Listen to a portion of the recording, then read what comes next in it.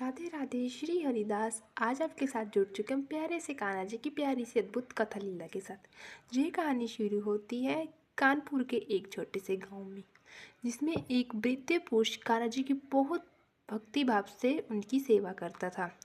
वो कान्हा जी को अपने पुत्र के समान ही उन्हें पूजता था। पर लेकिन जो उसके असली पुत्र थे उन्हें ये सब पसंद नहीं था, क्योंकि उनका जो पिता था वो कान्हा जी को यानी कि कान्हा जी की मूर्ति को अपना पुत्र मानता था। इस बात पर उनके आसपास के वाले भी उन पर हंसते थे।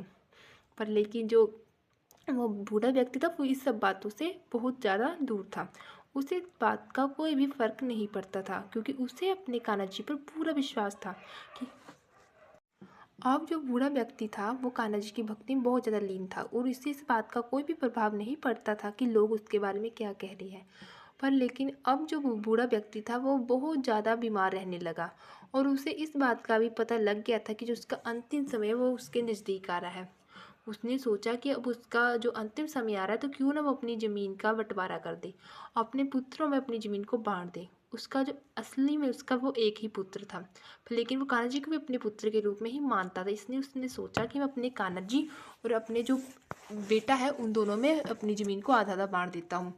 तो उसने अपने पुत्र और अपनी पुत्रवधू को बुलाया और उसने कहा कि मैं अपने पुत्रों में इस ज़मीन को बांटना चाहता हूँ। तो जो उसकी पुत्रवधू बोली, ससुर जी आप ज़मीन को किस किस में बांटना चाहते हैं, क्योंकि आपका तो सिर्फ एक ही पुत्र है, और जो सारा ये ज़मीन जायदाद है जी आपके पुत्र को ही मिलेगी। तो वो ससुर बोला, वो बूढ़ा व्यक्ति तो बोला कि मैं अपने बेटे कान्हा को भी कुछ हिस्सा भी दूंगा। तो जो उसका पुत्र था वो इस बात को चंकित हो गया और बोला कि क्या ऐसा कैसे हो सकता है, जो कान्हा जी है वो इन सब में हिस्सा नहीं उन्हें पसंद होगा कि आप जिस हिस्सा मुझे ही दीजिए। भला एक मूर्ति को ज़मीन जायदाद की क्या कदर, वो उससे इस चीज़ की क्यों ज़रूरत पड़ेगी। तो जो वो बूढ़ा व्यक्ति था बोला, नहीं मैं ज़मीन दूंगा तो दोनों को आधी आधी, वरना मैं ज़मीन किसी को नहीं दूंगा, क्योंकि मुझे मालूम है मेरे मरने के बाद तुम लोग मेरे बेटे का ध्यान नहीं रखोगे। तो अब जो वो बूढ़े व्यक्ति का बेटा था वो इस बात का बहुत ज़्यादा परेशान हो गया, और उसने कहा कि मैं पंचायत बुलाऊंगा और पंचायत में इस चीज़ का हम फैसला करेंगे। तो अगले दिन पंचायत बुलाई गई।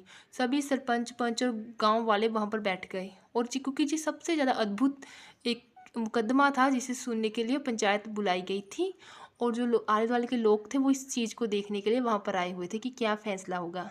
तो वहाँ पर एक जगह वो बूढ़े व्यक्ति और कान्हा जी बैठ गए। जो कान्हा जी की मूर्ति थी वहाँ उसने रख दी बूढ़े ने व्यक्ति ने कुर्सी पर, और दूसरी कुर्सी पर उसका बेटा और उसकी पुत्र वधू वो दोनों बैठ गई। तो पंचायत पंच बोले कि बताइए क्या फैसला है। तो वो बूढ़ा व्यक्ति उठकर बोला कि मैं अपनी ज़मीन अपने दोनों बेटों के में आधा आधा बांटूंगा, पर लेकिन जो मेरा बड़ा बेटा है उसे ये चीज़ पसंद नहीं है, और पर मैं अपनी जो ज़मीन अपने दोनों पुत्र में आधा आधा ही बांटूंगा। तो जो उस एकदम से उसकी बात काटते हुए उसका पुत्र बोला, नहीं मेरे पिताजी तो सद्यागे है, वो बूढ़े हो चुके हैं इसलिए वो पागल हो गए हैं।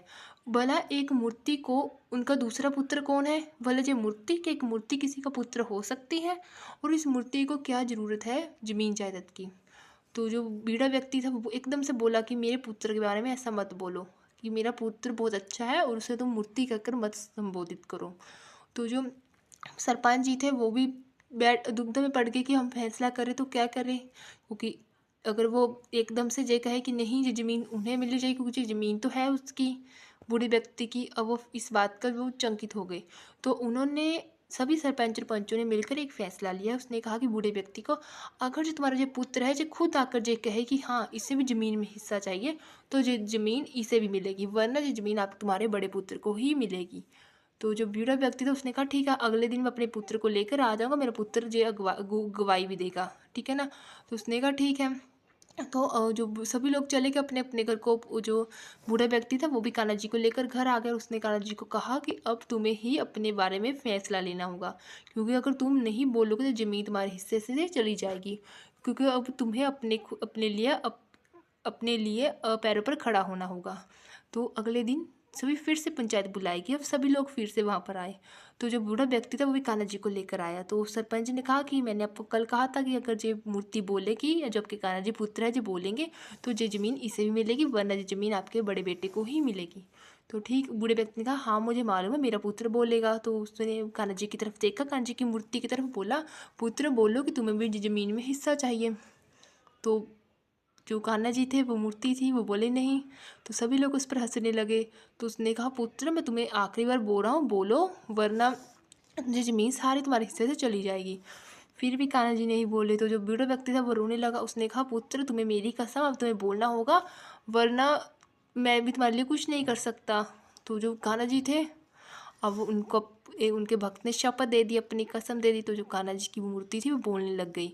वो हिली और बोलने लगी कि मुझे भी ज़मीन में हिस्सा चाहिए, मुझे भी घर का बेटा होने के नाते इस ज़मीन में मेरा भी अधिकार बनता है। तो जो सभी लोग थे वो चकित हो गए।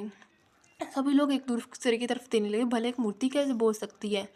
तो जो सरपंच जी है वो सभी लोग एक दूसरे की तरफ देखने लगे। जो बूढ़ा व्यक्ति था बोला, सरपंच जी अब अपना फैसला सुनिए, मेरे पुत्र ने आपसे बात की और उसने आपको बोला है।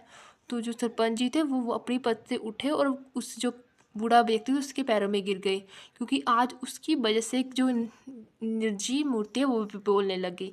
इस तरह कान्हा जी ने सभी को अपने दर्शन दिए और जो उनका पुत्र था वो भी पैरों की अपने पिताजी के पैरों में गिर गया। उसने कहा, पिताजी मुझे कोई भी ज़मीन में हिस्सा नहीं चाहिए, ना ही मुझे ज़मीन चाहिए, बस मुझे आप और कान्हा जी का आशीर्वाद ही चाहिए। अब वो सभी लोग खुशी खुशी घर में रहने लगे। अब जो उसका पुत्र है तो वो भी कान्हा जी की सेवा करने लगा। वो भी कान्हा जी को सुबह शाम आरती और उन्हीं का ध्यान रखने लगा। इस तरह वो भी कान्हा जी की भक्ति में लीन हो गया। अगर आपको हमारी कहानी अच्छी लगे तो हमारी वीडियो को लाइक कीजिएगा और इसे शेयर कीजिएगा। राधे राधे।